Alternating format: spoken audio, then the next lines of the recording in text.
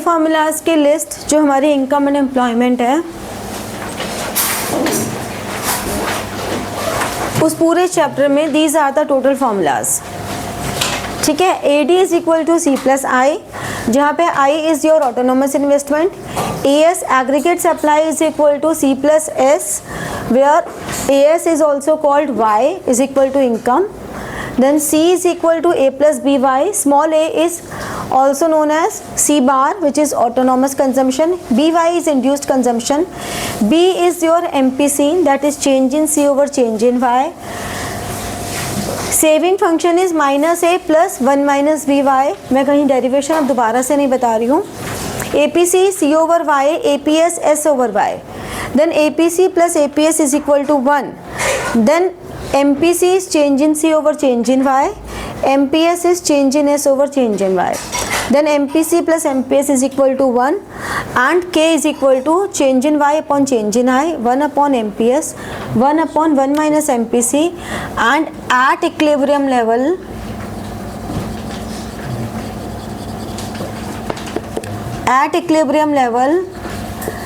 AD is equal to AS और I is equal to S, ठीक है। 34 question number 34 देखो कैसे करना है। ये क्वेश्चन आपके 3 मार्कर 4 मार्कर्स में आते हैं, अगर 6 मार्कर में आएगा तो हो सकता है 3-4 मार्कर्स का न्यूमेरिकल आ जाए, बाकी थ्योरी आ जाए, ठीक है। MCQs में भी काफ़ी पूछे जाते हैं। तो जो डायरेक्ट क्वेश्चंस हैं, सपोज आपको APC की वैल्यू दी है, APS निकालना है तो निकल ही जाएंगे जो डायरेक्ट फार्मूले में है। अब जैसे कि क्वेश्चन नंबर 34 है, from the following data find out whether the economy is at equilibrium और नॉट। हमें इंफॉर्मेशन क्या दी हुई है, Y is equal to ₹250 crore, autonomous investment is ₹10 crore. जो इंफॉर्मेशन गिवन है, autonomous consumption is ₹40 crore and MPC is 0.8। अब अगर हमारी इकोनॉमी इक्विलिब्रियम पर है तो क्या होना चाहिए, this is your AS means AD is equal to AS। तो हमारी जो AD की वैल्यू है that is C plus I, that must be equal to 250 crore, यही होनी चाहिए। तो हम इसको बहुत सारे तरीके हैं जिनसे हम कर सकते हैं। सपोज मैंने कहा C is equal to 40 plus 0.8 into 250, तो कितना हो गया, ₹240 करोड़। और I की वैल्यू हमें कितनी दी हुई है, 10। तो AD क्या हो गया, C प्लस आई 240 प्लस 10 ₹250 करोड़।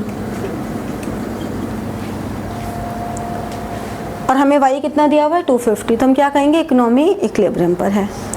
अनदर वे हम इस वाली इक्वेशन को लेके चलते हैं, C plus I is equal to 250, ठीक है, यही होगा ना, क्योंकि ये हमारा AS है जो कि हमारा Y है। अब C 40 प्लस 0.8 इंटू 250 प्लस 10, बात वही है, प्रेजेंटेशन कैसे भी कर दो, हमने ऊपर भी वही किया नीचे भी वही कर रहे हैं, प्रेजेंटेशन की बात है, दोनों ही सही हैं। आपको बस क्लियरली लिखना है, ये नहीं कि थोड़ी बहुत कैलकुलेशन है।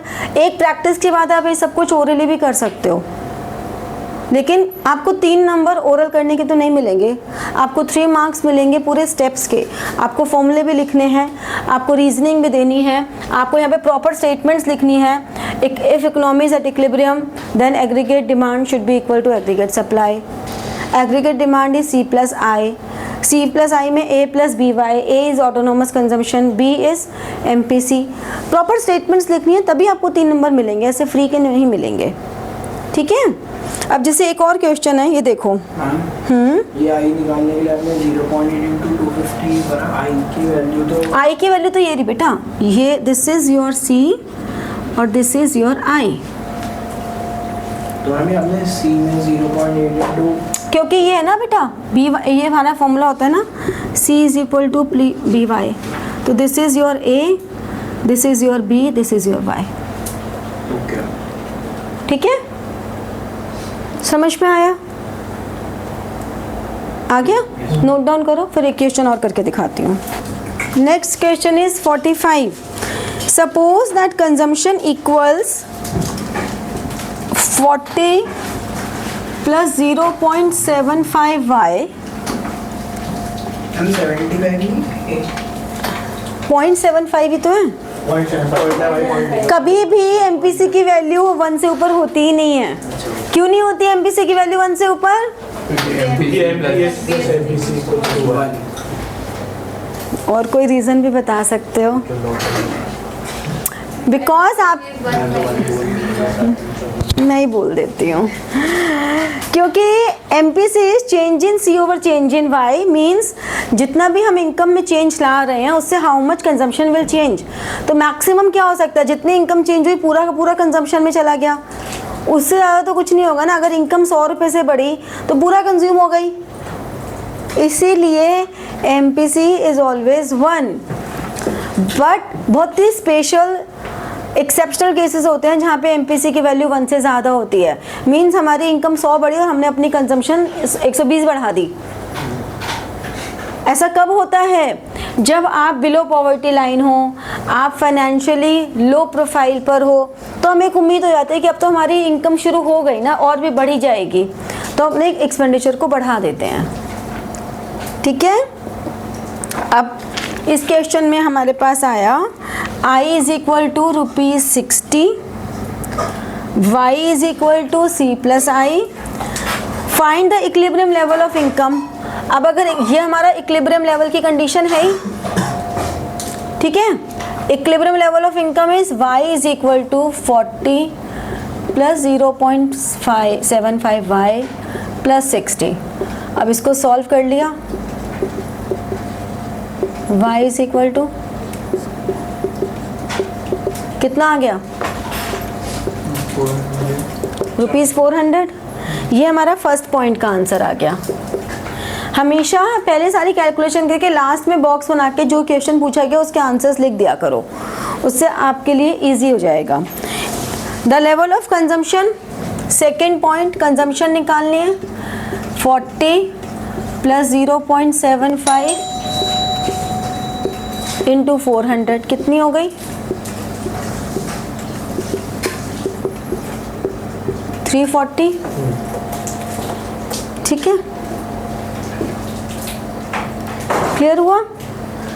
तीसरा point savings, y is equal to C plus S, y is 400, C is 340 plus S, तो S कितनी हो गई? 60। सिंपल है ना? कितने सिंपल है, तो बस इतने ही सिंपल होते हैं ये, सचमुच में इतने सिंपल होते हैं, कोई भ्रम नहीं है, भुलावा नहीं है। अब इसमें ट्रिकी कैसे कर देते हैं, तुम्हें कैसे कंफ्यूज कर देते हैं वो देखो। कंफ्यूज करने के तरीके हैं। क्वेश्चन नंबर 32 देखो,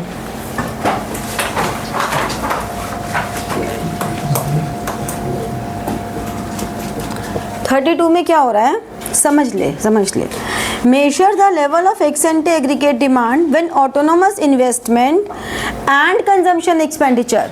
मतलब वो ये कह रहे हैं autonomous investment and autonomous consumption expenditure दोनों मिला के 50 हैं। बच्चे क्या करते हैं, उनको लगता है अच्छा दोनों 50-50 हैं, ये बच्चे गलती कर देते हैं। तो इसलिए मैंने बताया कि ऐसा नहीं एग्जम्पशन लेना कभी भी। हमें लिखा है when autonomous investment and consumption expenditure, bracket में लिखा है ए। ब्रैकेट में अगर ए लिखा है तो मतलब वो ऑटोनोमस कंजम्पशन एक्सपेंडिचर है, इस 50। ईच भी नहीं लिखा ना इसके आगे, यानी कि दोनों मिला के 50 है। एमपीएस 0.2 है, लेवल ऑफ इनकम 4000 करोड़ है। State whether the economy eight equilibrium और नॉट, हमें ये बताना है कि इकोनॉमी इक्विलिब्रियम पर है या नहीं है। तो हमारे पास एडी क्या होता है, C प्लस आई, C कितना होगा, C plus B Y plus I. अब इन दोनों की वैल्यू मिला के तो 50 है, ठीक है। B इज, अगर ये 0.2 है तो B कितना हो गया 0.8 और Y है 4000, 50 रुपीज़ 3250 करोड़। ये करोड़ नहीं लगाओगे तो भी इसका आधा नंबर कट जाएगा। अब हमारी इनकम है 4000 जबकि हमारा एडी कितना है 3250, तो इसका मतलब क्या हुआ, इकोनॉमिक इक्विलिब्रियम पर है या नहीं है? नहीं है। ठीक है, समझ में आया। एक मल्टीप्लायर का क्वेश्चन भी देख लो, क्वेश्चन नंबर 39। 39 में क्या हो रहा है, an increase in investment by 400 crore, sorry increase in investments, यानी कि change in investment is 400 crore, ठीक है। Leads to increase in national income, change in Y 1600 crore. Calculate marginal propensity to consume, निकालना क्या है MPC। तो पहले तो हम K की वैल्यू निकाल देंगे, change in Y upon change in I, 1600 upon 400, 4 आ गया। फिर K का दूसरा फॉर्मूला 1 अपॉन 1 माइनस MPC, यानी कि 4 is equal to 1 upon 1 minus MPC। अब इसको सॉल्व कर लें, 1, फिर 3 इज इक्वल टू 4 MPC और MPC इज 3/4 0.75। समझ में आई कहानी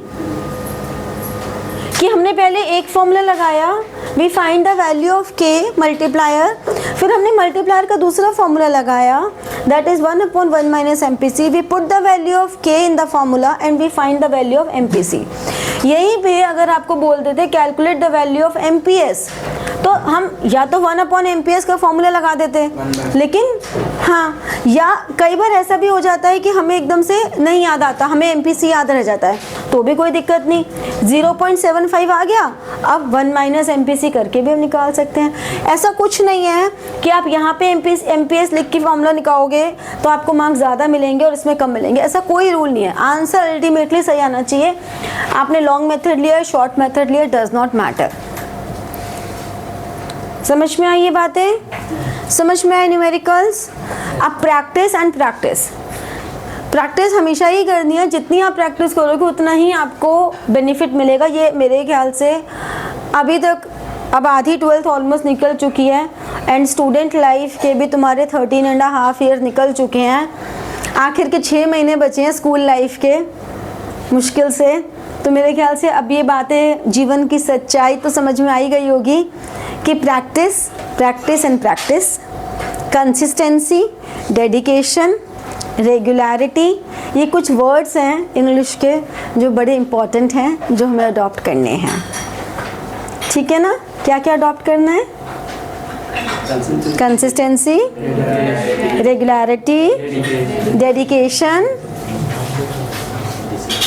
डिसिप्लिन, क्या? सोना, sound sleep and hygiene and healthy food, proper sleep and proper food. ये ग्वाली नहीं करते रहने च्युइंगम खा के ऐसे क्लास में बैठ के। टाइम पे सो, टाइम पे उठो, टाइम पे खाओ, ढंग का खाओ, हेल्दी खाओ, बाहर का अवॉइड करो। थोड़े दिन की तपस्या है, उस तपस्या को कर लो। हालांकि तपस्या पूरी ज़िंदगी करनी पड़ती है। मैं भी तपस्या करती हूँ कि बच्चों के एग्ज़ाम आ रहे हैं, मैं बीमार ना पड़ जाऊँ, तो बाहर का ना खाऊं, कम खाऊं, टाइम से सो जाऊं। तो तपस्या जीवन कभी ख़त्म नहीं होगी, कभी भी जीवन में। तुम्हारे पेरेंट्स भी तपस्या कर रहे हैं तुम्हारे लिए, तो वो तो करनी है, इसलिए ये भी भुलावा है कि इसके बाद नहीं करनी पड़ेगी। बट हाँ, वो तपस्या दूसरे तरह की होती है। ठीक है, सो बी ऑनेस्ट। चलो, तो like share and press the bell button for getting your notifications and comment. ठीक है? Thank you.